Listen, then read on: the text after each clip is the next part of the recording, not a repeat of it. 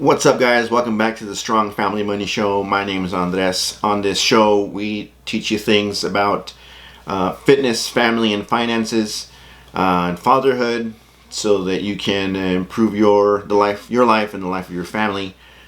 Sharing all the experiences that I've had, so that I can, help someone else do the same. So today we're going to have a fitness tip. Fitness is very important to me. A while back, a few years ago back, I was severely overweight. Long story. I have a post about it. I'll link that in the description if I can find it. So a long time ago, I was severely overweight. We had just had our first child, my wife and I, and we came to the conclusion that it was not healthy for me to be at the weight that I was. So I had been physically active, most of my life, and I've always loved to eat, and I like beer, and so if you eat and have beer but you're not physically active, then bad things happen. So that happened to me, and I have family, full-time job, other commitments. So I don't have a large amount of time to devote to being in the gym, like a lot of people. And that's what usually stops people from devoting time to their fitness. They think that they have to spend hours and hours in the gym, lots of days a week, to reach their goals, and that is actually counterproductive to what you want to do. You want to spend the least amount of time in the gym that gives you the most bang for your buck. And I have a link to an article I wrote, and it'll link to a list of the type of exercises that I'm going to talk about in this show, in this episode. So if you can only pick a handful of exercises to do that will give you the most bang for your buck, then you want to do what's called compound exercises. So these are multi-joint movements. They use the most muscles in the body to perform the exercise. So stuff like bench press and squat and deadlift. Well, let me just go ahead and name them. So there's the bench press, everyone's favorite exercise.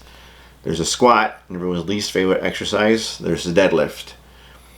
When I structure my program, those are the main three that I work on, because I like to participate in powerlifting meets, and those are the three exercises, three movements that you do in the meet. So those are really the base of my programming. I go 3 to 4 days a week depending on my schedule. So it's 2 days, one off day. I go again, off day, and then I go again. So 4 days, 3 days where when I remember, quote unquote, I go walk on the beach, or walk to the corner and back. But anyway, so the main three that I do are bench press, squat, and deadlift. And then there is military press. So you move the barbell over your head. There's a bent over row, where you take the barbell and you do a rowing motion, pull up or chin ups, and dips. So if you can, what's that, 8? If you use those 8 movements multiple times a week, twice a week, so we go 4 times a week, and you do like an upper lower split, and you space those out. In the description below, I'll have a link to a ebook that I wrote, that'll have a description besides the one that's in the article I'm going to link to. It has a description of every exercise with a link to me performing the movement.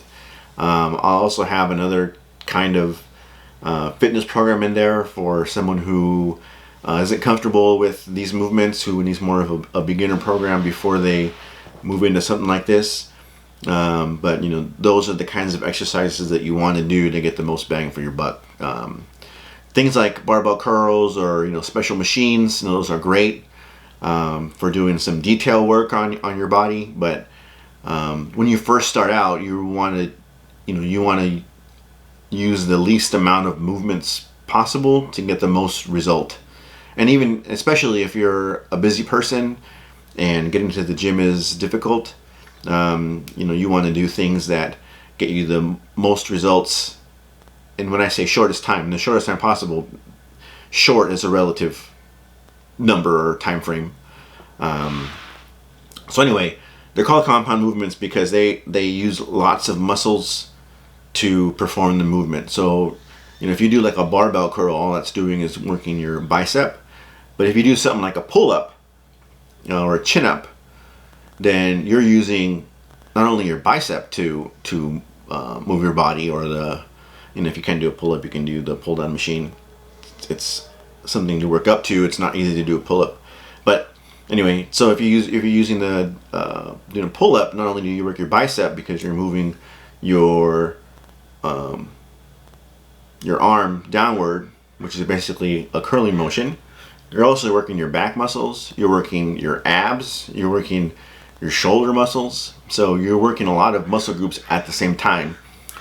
And once you do 6, 9, 12 months of consistently going to the gym, doing those 8 movements, and over time you increase the volume of the movements, so that's either the weight or the number of repetitions.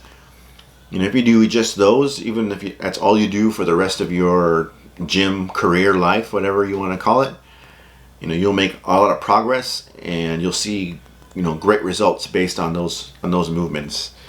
And if you go out and you look at some other fitness programs, or more bodybuilding style, or even if you want to transition to one of those later on to get focused more on the smaller muscle groups so you can get more detail into your physique, you'll find that those movements, the ones that the 8 that I mentioned, are the base of any fitness program that you have out there. Those are the best movements you can do, and any world-class bodybuilder does those movements. Any world-class power lifter does all those movements. Even if you look like at Olympic weightlifting, which is like the snatch and the clean and jerk, a lot of those movements are done by those athletes as well.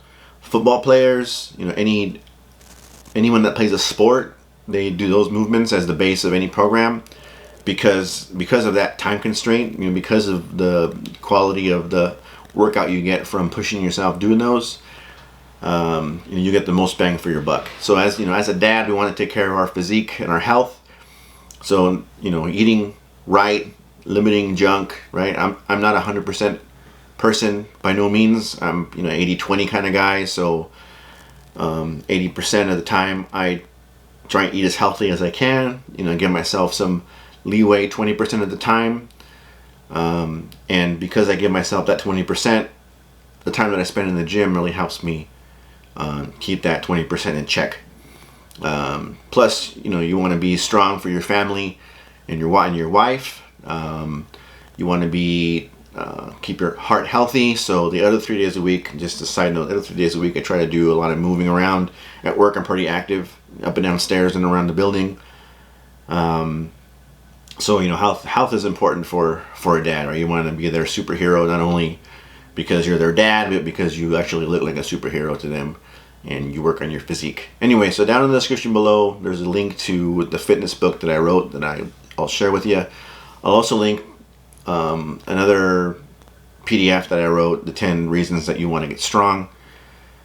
So yeah, compound movements, that's the way to go for busy dads that want to get the most bang for their buck. So thanks for listening. This is the Strong Family Money Show. My name is Andres, and I will talk to you guys next time.